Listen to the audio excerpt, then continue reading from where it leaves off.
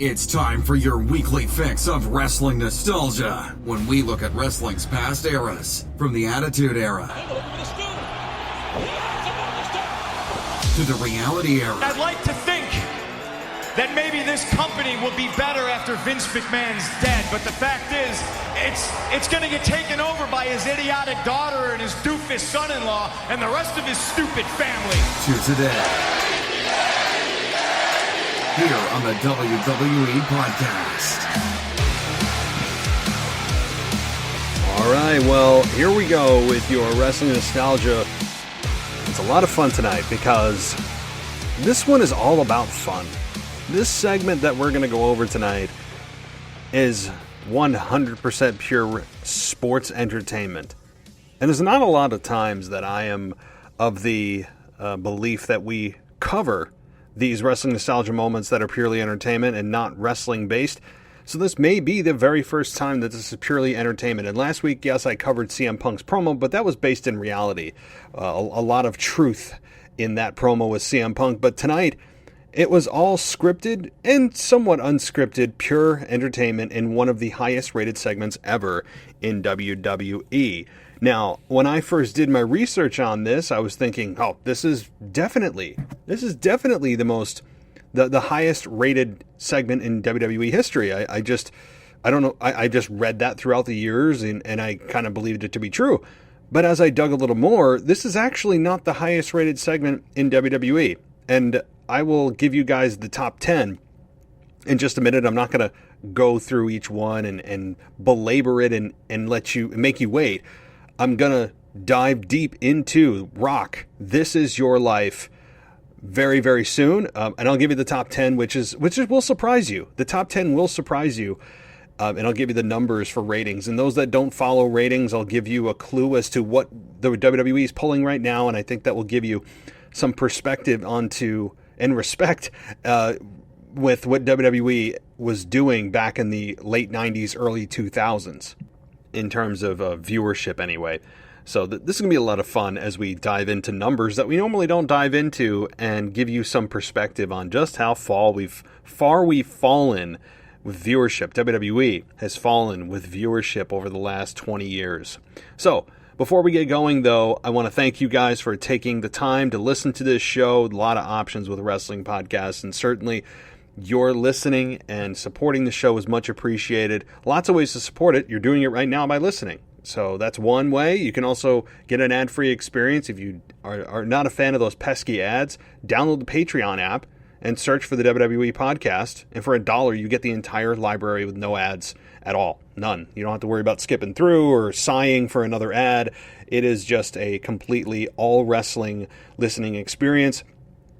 And lastly, you can also give us a rating and review on Apple Podcasts or go to Amazon and go to our website, click on the banner that's right in the middle of the page, and do your shopping on Amazon. It just tells Amazon we sent you, and it helps support the show for all the costs that are associated with this show. And a lot of people think with podcasting, it's nothing. You just got to have a computer and a microphone. A lot more to it than that. So any way that you guys can help support the show, keep this thing rolling, would be much appreciated. Alrighty. So we know that the Rock, This Is Your Life, is one of the highest rated segments in WWE history, and WWE failed miserably at a redo of that. I think WWE even tried Mick, This Is Your Life, and they even tried the just completely critically panned segment of Bayley, This Is Your Life, that Alexa Bliss hosted a couple of years ago. If you want to see embarrassing and just uncomfortable, go watch Bayley, This Is Your Life. I mean, WWE has a habit of trying to recreate moments that you can't recreate, no matter how much you try to make it feel organic and fun and all that. You just can't do it. But WWE tries time after time to recreate these moments, which have a success rate of exactly 0. So, but I want to give you, before we dive into Rock, This Is Your Life, I want to tell you what the top 10 highest rated segments ever in WWE are. I want you guys to know what they are, because I was curious too. I didn't want to just get into the numbers of the Rock, This Is Your Life, but also look at the rest of it, right? Look how far we've fallen. So here it comes. I'm not gonna make you wait any longer. Number 10, Vince McMahon has to leave the WWF This happened on July 26th, 1999, with a rating of 7.77 in that quarter rating. 7.77. Again, by comparison, WWE does low ones right now. Low ones. So this is 7 times the viewership back in 1999. 7 times the viewership. And that's just for this segment. So, and what happened here was that Vince McMahon beat The Undertaker at Fully Loaded the night before. And the stipulation was if Austin won, Vince had to leave the WWF. And if Undertaker won, Stone Cold could never, ever get a shot at the WWF Championship again. So Vince lost, and Austin sang, na, na, na, na, hey, hey, hey. You know, he sang the farewell to Vince McMahon. So that was number 10. What is number 9? Number 9 is Kane versus The Undertaker and Big Show.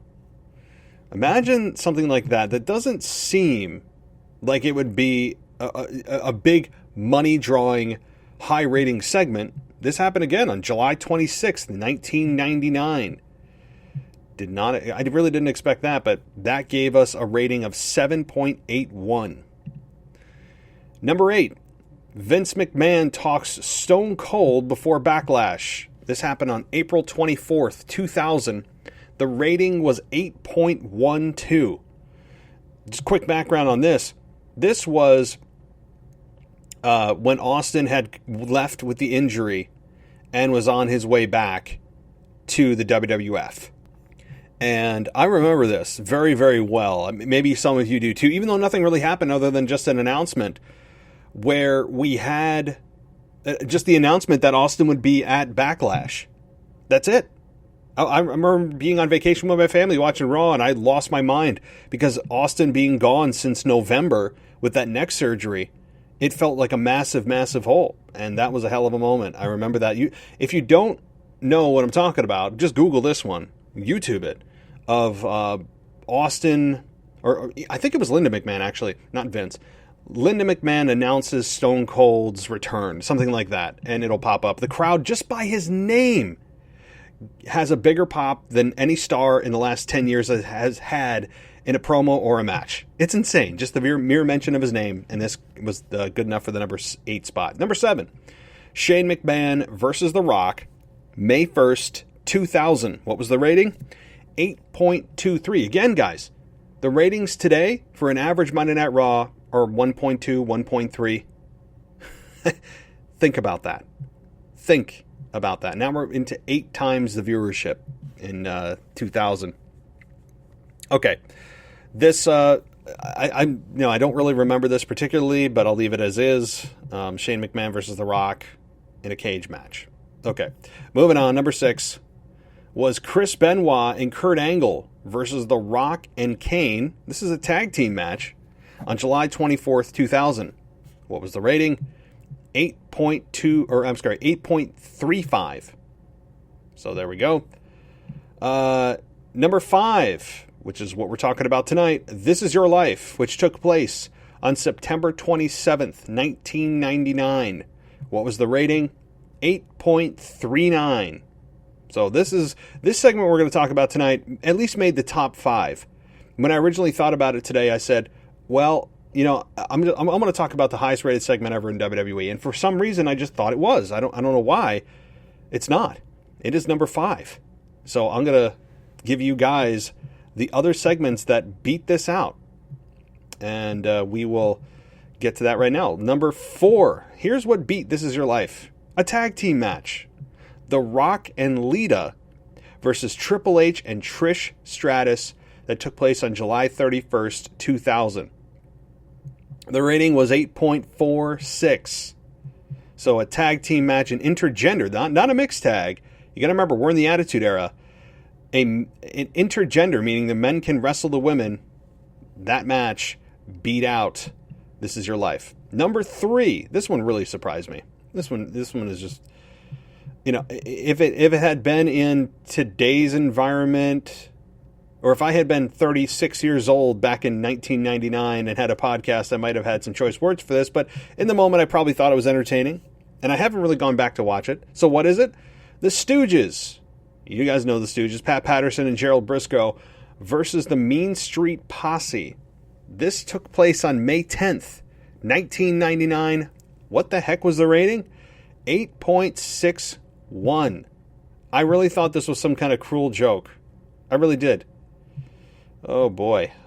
Maybe it was entertaining. I really don't remember specifically this match or at all. I mean, but apparently it drew a massive rating. Number 2, we're getting into the last couple here. A 6-man tag team main event that took place on May 10th, 1999, with a massive, mind-boggling 9.17 rating. Good God. Wow. I don't know what was so special about this. I'll have to maybe dig into it later. And the number 1 highest rated segment of all time in WWE took place, and this surprised me, on June 28th, 1999, in a unfathomable 9.5 rating, Stone Cold Steve Austin versus The Undertaker. So let me read the description of what this was. I know that this is not the focus of tonight, but since it's the number 1 highest segment ever in WWE/WWF, I do want to give it a little bit of a background, and then we'll dive right into the This Is Your Life. So here's what the description says, verbatim. There was a lot riding on Steve Austin's WWF title shot against The Undertaker in the main event of Raw's June 28th, 1999 episode. The night before, Austin had been beaten in a ladder match by both Vince and Shane McMahon at the King of the Ring. If you guys remember that was when somebody mysteriously pulled up the briefcase, which we never ever got an answer to, by the way. And now he had to win the title or be banished from the championship scene for good. Typical Attitude Era drama, sure, but nonetheless gripping. Fans watching at home agreed. The company topped their own 9.17 quarter-hour score for the May 10th episode by posting an enormous 9.5. This was reported in the July 12th, 1999 Observer, and so was the fact that WCW went off the air with Nitro earlier than scheduled, allowing the WWF a full 8 minutes unopposed. Although that might seem like Nitro handed the impetus to Raw, it's true that Taker versus Austin was killing it anyway. People rightly believed they'd see a title change on free television, and that played a huge part. Pay attention to these words, guys. And that played a huge part in the big number, regardless of what WCW was doing. So that was the description for the highest rated segment of all time in WWF history. Now, yes, Nitro went off the air. That might have boosted this a little bit, considering that they didn't have any competition during the time that this match was aired. But Austin Taker was compelling. I don't think the chemistry between Austin and Taker ever was there from a wrestling style perspective. They just never blended very well, I don't think. But given how hot both of them were, I don't think it really mattered to most fans. And I never really, how old was I at this point? Like 14, 15 years old. Didn't give a damn. I mean, I was just into the stories and the characters and the stunners and the beer and the crowd reactions. It was all so hot. It was just... It was part of pop culture in a way that wasn't embarrassing. It was part of just, you go to school and you see people wearing Austin 316 t-shirts, and it was actually cool to do. And, before it became kind of like, people look down on you wearing a wrestling shirt, it was damn cool. So the last thing I'll point out on this, if you heard me, I said, people rightly believed they'd see a title change on free television, and that played a huge part in the big number, regardless of what WCW was doing. Wow.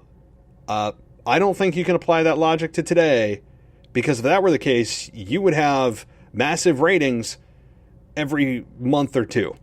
WWE gives away title opportunities on a regular basis. Almost every single show there's a championship match of some sort, open challenge, whatever. And I'm not even counting the 24/7 title. I'm counting championships that matter. And you add to the fact that WWE has also engaged in actual major title changes on free television. You can't apply that logic today, but that's the thinking back then. The thinking back then was how special it was to not only see a championship match, but to also think that there could be a major title change. It was just the recipe for a record rating, and that's exactly what they got here. Undertaker, Steve Austin, June 28th, 1999, with a really mind-boggling 9.5 rating. And you guys might say, 9.5? What's in between 9.5 and 1.5 or whatever? Guys, it's not even in the same stratosphere in terms of viewership. Go, if you want to get more of an education on ratings and what they mean, I mean, it's worth your time to look, because WWE still does care. They still care about ratings today. They do, because you could say that, oh, well, people cut the cords, TV ratings don't mean what they used to, and there's some truth to that. But at the same time, there are sponsors that care about it, because the sponsors who are on the USA Network or on Fox want to still have a rating that is at least a bare minimum, I'm sure, that's outlined in the contract, to, basically protect themselves. They need to have X amount of rating to make sure that their ads are being maximized to the widest audience possible. So ratings still do matter. I got to say, they do. As much as WWE downplays it. Because at the end of the day, the sponsors bring in more money than the fans do. So guess who they're serving more often than not? You got it. All right. Well, enough of that little education here. I hope that wasn't too much of a sidetrack. But I felt like I would do you a disservice by not knowing the 10 highest ratings ever in WWE, which I don't think there's any surprise it came between 1999 and 2000 that the top 10 segments happened. Okay. Let's get to Rock, This Is Your Life.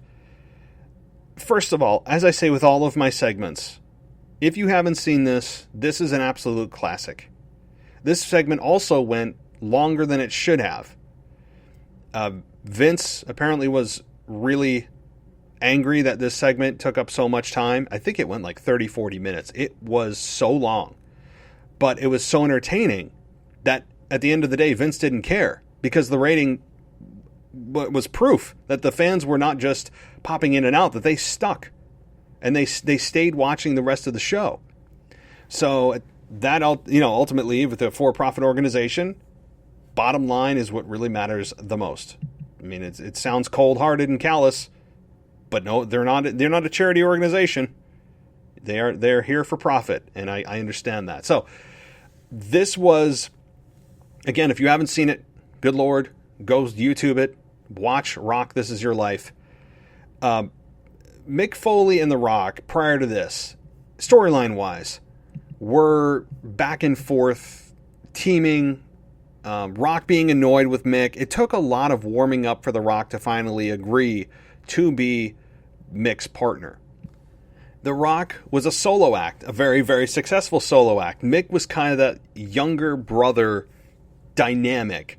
He was that annoying younger brother that wouldn't go away, was trying to warm the cold heart of the big brother and let him tag along. That was the dynamic between Mick and The Rock. Rock clearly was the bigger star. Mick would even imitate The Rock. He had Mr. Sacco. It was a match made in heaven with these two when it came to their chemistry in ring and the tag matches that they had. And The Rock was never meant to be a tag team partner of anybody. But when it comes to Mick Foley and The Rock, there are fewer tag teams that have had as much success as they've had, being so together for such a little amount of time. If you remember, even in 2004, The Rock and Mick Foley teamed up at WrestleMania 20 to take on Evolution. They actually lost that match. And it was The Rock's final match before he went to go to Hollywood and didn't return until Valentine's Day in 2011, 7 years later. But I think everybody recognized the chemistry between Rock and Foley.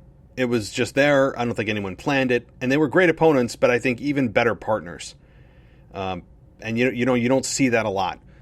So let's get into the audio here. Let's get into this, because there are a couple of audio bites that I want to share with you. I know this is actually, I mean, it is a really long segment of which I'm not going to share the entire thing. That'd be silly. But I'm going to give you some of the highlights, some of the stuff that still makes me pop. And it's good stuff. So here's the first thing. Mick Foley brings out an old school teacher that The Rock had growing up. That's right, Rock. Mankind has pulled out all the stops, and he has brought to you your 6th grade home economics teacher, Mrs. Betty Griffin. Home economics? No, they're English Largely acknowledged as the woman. Betty, over this way.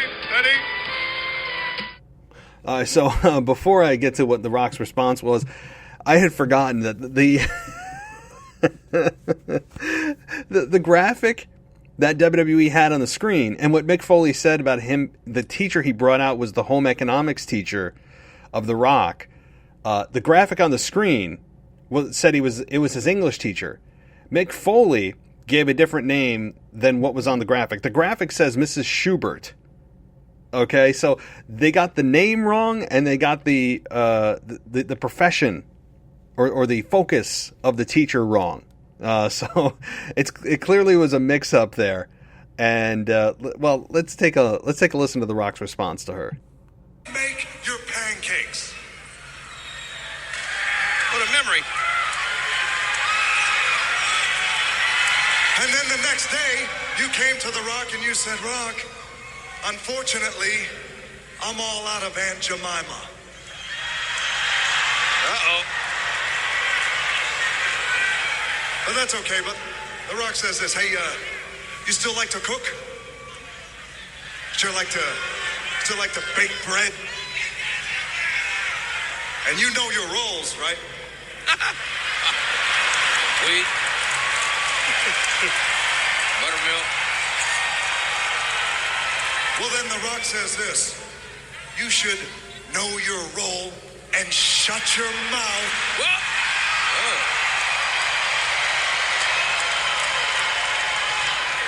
Take a little walk down Know Your Role Boulevard, hang that right on Jabroni Drive,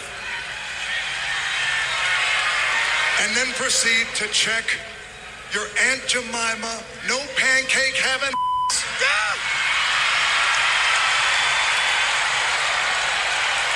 directly into the SmackDown Hotel. this is supposed to be The Rock's life. Does he have no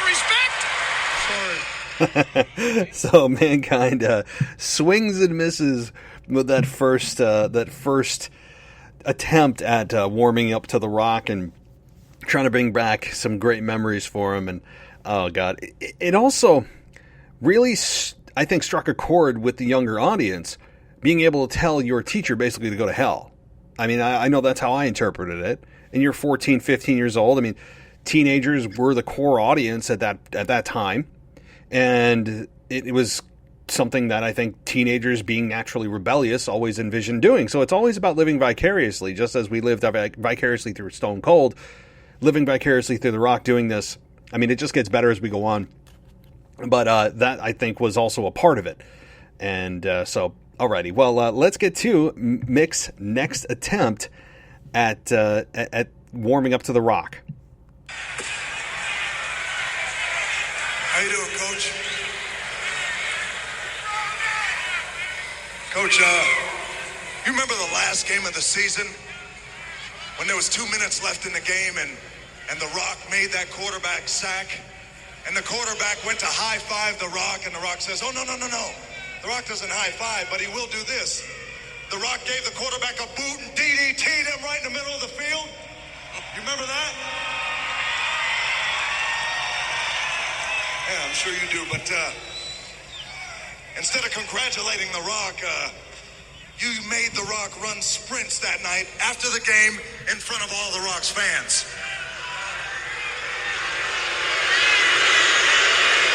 Not a very popular coach. Hey, Coach, that's a really nice whistle you have around your neck.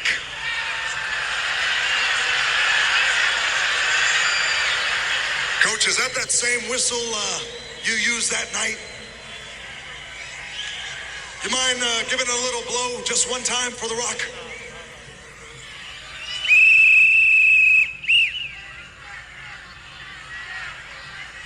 You wouldn't mind, Coach. The Rock like to do something special with that whistle. Oh, no. I wonder what that could be. The Rock would like to take that whistle you got, that very whistle you just put to your lips, Shine it up real nice. Oh, that's nice. Turn that some sideways and stick it straight up your candy. Hey, get the hell out of here, coach. Okay, so a former football coach that The Rock had in high school, of course, probably not the real one, but he, again, telling your coach to go to hell, telling your teacher to go to hell. This is hitting on all of the core audience. It's just brilliant. And then, oh gosh, it gets better and better as The Rock is introduced to his former girlfriend. Imagine this on TV today in the PG era. This is good. Take a listen. How you doing, honey? You remember every Saturday night back in high school how you and The Rock used to sit on your parents' couch? Uh-oh. And The Rock used to put his arm around you and we used to kiss a little bit. A lot of Tonsil hockey. Thumbs we used to up. kiss a little bit. A lot of tongue. You used to love The Rock's tongue, didn't you? I knew it.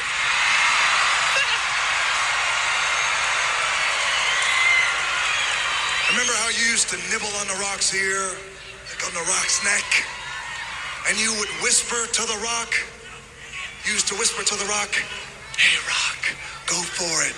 Go for second base." Oh, second base.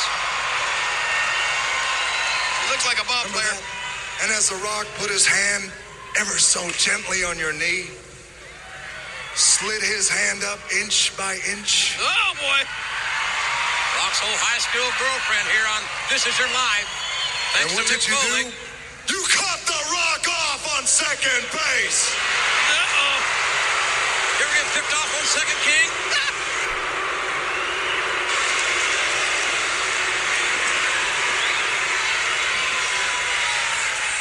But The Rock's not the type of guy to hold a grudge. You see, you stand now before The Rock, looking at The Rock, gawking at The Rock, wanting to go one-on-one with the great one. She'd like it. And now in front of all The Rock's fans, you want to serve The Rock a great big piece of that pie?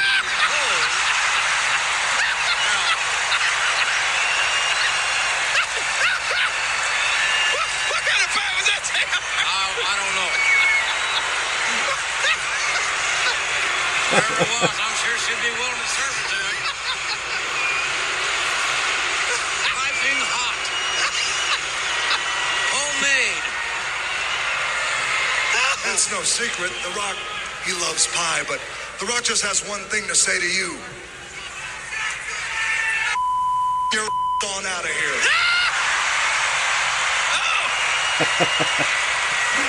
That might have been my favorite part of the whole segment when he gets his former girlfriend in the ring.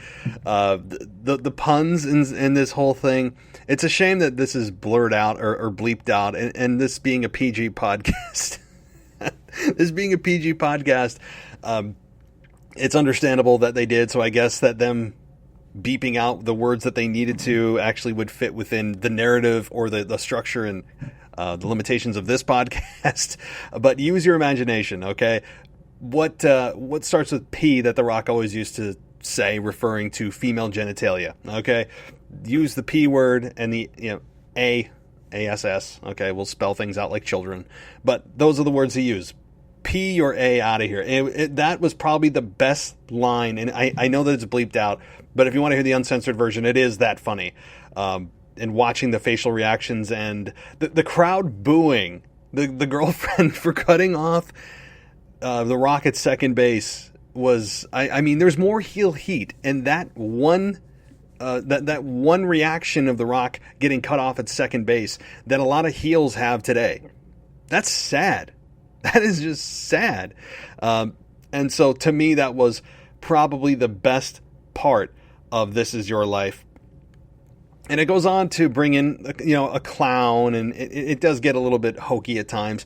But to me, those are the big three that I remember, that probably most people remember, especially the girlfriend, who did great facial reactions, and The Rock getting cut off at second base, and Jim Ross's sly comment about, you ever get picked off at second, King? Like referencing a baseball play when you get picked off trying to steal second base. I mean, that made me laugh. I was trying not to bleed or contaminate the audio that I was playing for you guys. I was laughing while I was watching this. The King's laughter during this is 100% genuine. This is not canned, scripted laughter. This is genuine laughter by the King. And you can feel it and hear it. It just makes the segment even better, that you can always tell and feel when the announcers are feeling it in genuine emotion. You can always hear it.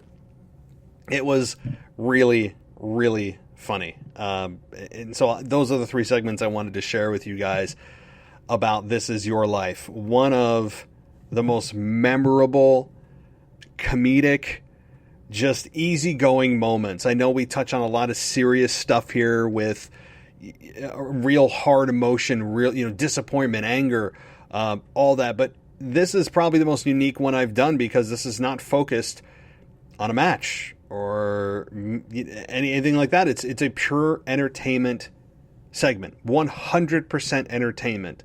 And it was not supposed to go as long as it did, of course. As I mentioned, it wasn't supposed to be this successful, but it is the 5th highest rated segment ever in WWF history / WWE. And deservedly so. Deservedly so. And it's nice to take a break from sometimes the serious rants that we have on this show and really praise a segment that is all entertainment and no wrestling, which I don't know how often you'll hear on this show. So document it and mark it down. Then on February 17th, 2021, we actually praised a segment on this show that had nothing to do with wrestling at all. So that is a special moment for sure. The other thing is that this segment added depth to The Rock's character. Not just Mick Foley trying to warm up to The Rock and bringing out his past, but The Rock at this time was a very, I don't want to say he's one-dimensional. He certainly wasn't one-dimensional. But you knew what you were getting with The Rock. Very successful formula. Kick ass in the ring. He would always cut entertaining promos. But to see his past being brought up in front of your eyes, and learning who his home ec teacher was, and learning who his coach was, and his former girlfriend in high school, even though he berated them and sent them all packing, it still made you feel closer to the Rock character, because you're starting to learn about his past. And Mick Foley just swing and missing with everybody he brings out was absolutely just, it's classic TV. It will never be duplicated. WWE hopefully learned their lesson about trying to duplicate it twice with Mick Foley, This Is Your Life, and then Bayley, This Is Your Life, which was, again, a train wreck. They maybe they'll try a 4th time, I hope not, and just leave this be. It is a brilliant segment that was very, I think, unscripted. I think The Rock came up with a lot of that in the moment and felt the moment. So go watch it. I mean, again, you heard me laughing. I wasn't laughing just to, show I'm laughing. It is a segment that will almost always make you smile or laugh, I think, especially if you just want to relax and enjoy wrestling in a non-serious way and you want something to watch that's not so heavy at times. This is one that you should go watch, I think so. All right, well, that, I think, wraps up the show. Not a lot to dive into with this segment. It's pure entertainment. It's pure entertainment. I know these shows usually go a little bit longer, but this was one that was kind of a break from the seriousness that usually overrides a lot of our shows, and it's just time to relax and enjoy This Is Your Life. If you want to watch it in full, of course, he brings out a clown after this, and that obviously doesn't work either, and he berates the clown. I think it's Bobo the clown that he brings out. So just completely brilliant all the way around. And you want to smile, go watch that segment. So let me know what you guys think, though. Hit me up, realwwepodcast@gmail.com if you have thoughts on this segment, or you want me to do a wrestling nostalgia on your favorite moment or one of your favorite moments or matches. Certainly send them my way. I do take suggestions, and I do fulfill those suggestions regularly. So please hit me up at that address if you want your suggestion or your idea on the show. All right, everybody. So that's it for Nostalgia. Hope you enjoyed it. Up next, if you haven't already seen it in the feed, is the mailbag. Lots of your opinions and emails and calls right at the other end of this show. So thank you, everybody. And as always, I'll talk to you next time.